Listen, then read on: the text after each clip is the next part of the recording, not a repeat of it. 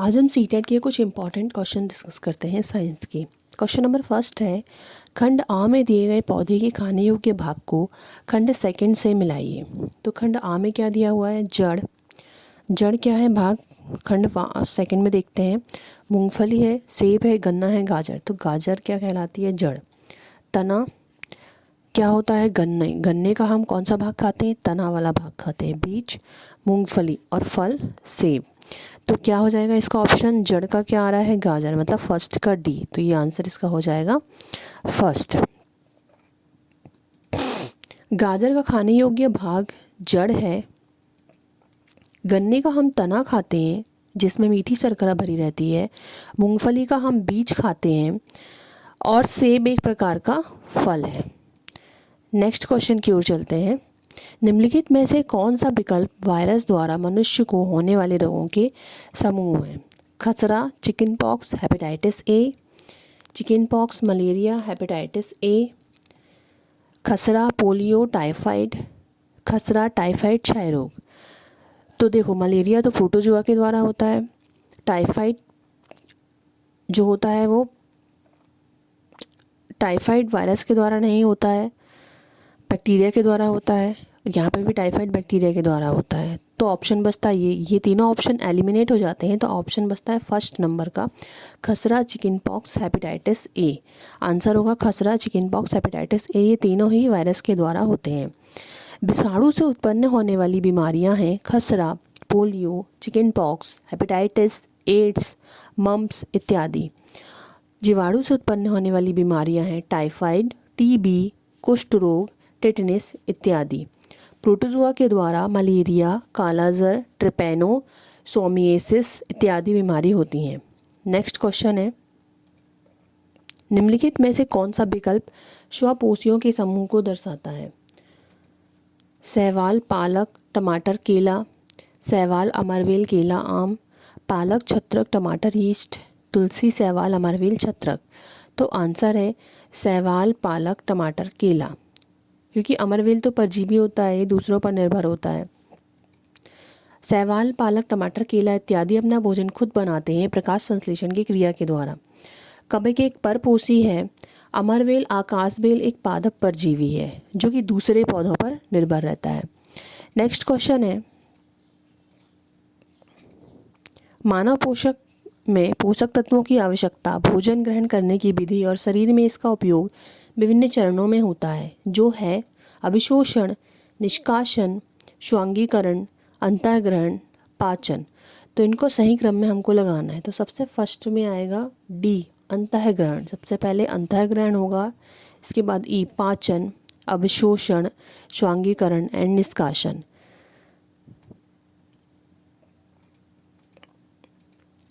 तो आंसर होगा सबसे पहले डी, मतलब सेकंड में डी है। इसके बाद ई, पाचन, ए, अवशोषण, सी, स्वांगीकरण, बी, निष्कासन। तो आंसर होगा डी। तो इसका भोजन जब मुख में जाता है तो इसे पूर्ण रूप से पचने के लिए विभिन्न प्रक्रियाओं से गुजरना पड़ता है। पाचन प्रक्रिया को क्रमानुसार हम इस प्रकार लिख सकते हैं: अंतःग्रहण, पाचन, अवशोषण, स्वांगीकरण, निष्कासन। नेक्स्ट क्वेश्चन है, निम्नलिखित में से कौन सा विद्युत का चालक नहीं है? सिरका, नींबू का रस, लवण जल, आश्वित जल। तो आश्वित जल जो है वो विद्युत का चालक नहीं है। नेक्स्ट क्वेश्चन है, कॉलम ए के जीवों का मिलान कॉलम बी में दिए गए उनके कार्य से कीजिए। कॉलम ए में दिया है लैक्टोबैसिलस। कॉलम बी से कौन सा ऑप्शन मिलेगा? नाइट्रोजन स्थिरीकरण, एड्स, मलेरिया, दही का जमना। तो दही का जमना। प्रोटोजोआ किससे मिलेगा? मलेरिया प्रोटोजोआ से होता है। राइजोबियम, नाइट्रोजन स्थिरीकरण, और विषाणु, एड्स। लैक्टोबैसिलस एक जीवाणु है जो दूध को दही में परिवर्तित करता है। मलेरिया प्लाज्मोडियम से होने वाली बीमारी है। यह मादा एनाफेलिस मच्छर के काटने से फैलती है। राइजोबियम जीवाणु दलहन पौधों में नाइट्रोजन स्थिरीकरण का काम करते हैं। एड्स एक विषाणु द्वारा उत्पन्न बीमारी है जो HIV द्वारा फैलती है। नेक्स्ट क्वेश्चन है, रीमा अपनी दोस्त को बताती है कि भिंडी एक फल है। उसकी दोस्त सहाना उससे असहमत है। निम्नलिखित में से कौन सा कथन सत्य है? भिंडी एक सब्जी है अतः वह फल नहीं हो सकती। भिंडी को पकाकर खाया जाता है अतः वह एक सब्जी है। भिंडी में बीज होते हैं इसलिए वह एक फल है। भिंडी में बीज होते हैं इसलिए वह एक सब्जी है। तो आंसर होगा भिंडी में बीज होते हैं इसलिए वह एक फल है। भिंडी में बीज होता है और वो ढका हुआ भी रहता है, इसलिए पूरे आकार को हम फल बोलते हैं। आवश्यकता अनुसार फल का इस्तेमाल हम सब्जी के रूप में करते हैं या सीधे कच्चा फल खाते हैं। नेक्स्ट क्वेश्चन है, निम्नलिखित में से सही कथन को चुनिए। सभी रंगों की पत्तियां प्रकाश संश्लेषण करती हैं। पौधे क्लोरोफिल की अनुपस्थिति में भी प्रकाश संश्लेषण कर सकते हैं। केवल हरी पत्तियां वाले पौधे ही प्रकाश संश्लेषण करते हैं। केवल पत्तियों में ही प्रकाश संश्लेषण होता है। तो ऐसा तो नहीं है कि केवल हरी पत्ती वाले पौधे ही प्रकाश संश्लेषण करेंगे। प्रकाश संश्लेषण तो सभी रंगों की पत्तियां करती हैं। आंसर हो जाएगा सभी रंगों की पत्तियां प्रकाश संश्लेषण करती हैं। प्रकाश संश्लेषण की क्रिया पौधों की पत्तियों में होती है क्योंकि पत्तियों में पर्णहरिम पाया जाता है। ये सभी रंगों की पत्तियां प्रकाश संश्लेषण करती हैं। नेक्स्ट क्वेश्चन है, जब हम क्रोध में, शर्मिंदगी या चिंता में होते हैं तब हमारे शरीर का कौन सा हार्मोन तनाव समायोजन में हमारी मदद करता है? Thyroxine hormone, adrenaline hormone, insulin hormone, estrogen hormone. Answer है एड्रीनेलिन हार्मोन। एड्रीनेलिन हार्मोन को एपिनेफ्रिन हार्मोन भी कहते हैं। इस हार्मोन को 3F हार्मोन भी कहते हैं, for flight, fight and freight.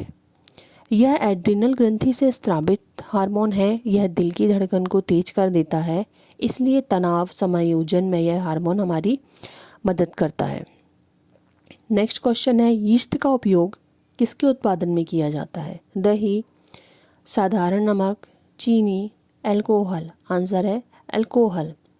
Yeast एक कोशिकीय कवक है। इसका उपयोग औद्योगिक स्तर पर शर्करा के घोल से अल्कोहल निर्माण के लिए किया जाता है। इसको शर्करा के घोल में मिलाने पर यह किण्वन क्रिया से अल्कोहल कार्बन डाइऑक्साइड एवं ऊर्जा में परिवर्तित करता है। नेक्स्ट क्वेश्चन है, कौन सी गैस पॉप की ध्वनि के साथ जलती है? Hydrogen, nitrogen dioxide, sulphur dioxide, oxygen. तो हाइड्रोजन। हाइड्रोजन गैस वायु से अभिक्रिया कर अर्थात ऑक्सीजन के साथ मिलकर अभिक्रिया करती है। दो गैसों के विस्फोट से पॉप ध्वनि उत्पन्न होती है। नेक्स्ट क्वेश्चन है, निम्नलिखित में से कौन सी धातु वायु पर रखने पर जल उठती है? मैग्नीशियम, एल्युमिनियम, जस्ता एंड सोडियम। तो कौन सी धातु वायु पर रखने पर जल उठती है? सोडियम। सोडियम का परमाणु क्रमांक कितना होता है? 11। सोडियम वायु, नमी तथा कार्बन डाइऑक्साइड के प्रति अत्यधिक क्रियाशील होने के कारण इसे केरोसिन में रखा जाता है, क्योंकि वायु के संपर्क में खुला छोड़ने पर आग पकड़ लेती है तथा जलने लगती है। नेक्स्ट क्वेश्चन है, मैग्नीशियम हाइड्रोक्साइड का उपयोग किया जाता है। मैग्नीशियम हाइड्रोक्साइड का फॉर्मूला है MgOH वोल्टवाइज। अब चाय कारक, किण्वन कारक, प्रति अम्ल या ऑक्सीकारक? तो आंसर है प्रति अम्ल। मैग्नीशियम हाइड्रोक्साइड का उपयोग प्रति अम्ल के रूप में किया जाता है। अपच के दौरान पेट में उत्पन्न होने वाले अम्ल की अधिक मात्रा से दर्द एवं जलन होती है। इस समस्या के निराकरण के लिए धात्विक हाइड्रोक्साइड, क्षार जैसे मैग्नीशियम हाइड्रोक्साइड का उपयोग करते हैं। नेक्स्ट क्वेश्चन है, माइटोकॉन्ड्रिया, ATP। तो राइबोसोम का क्या होगा?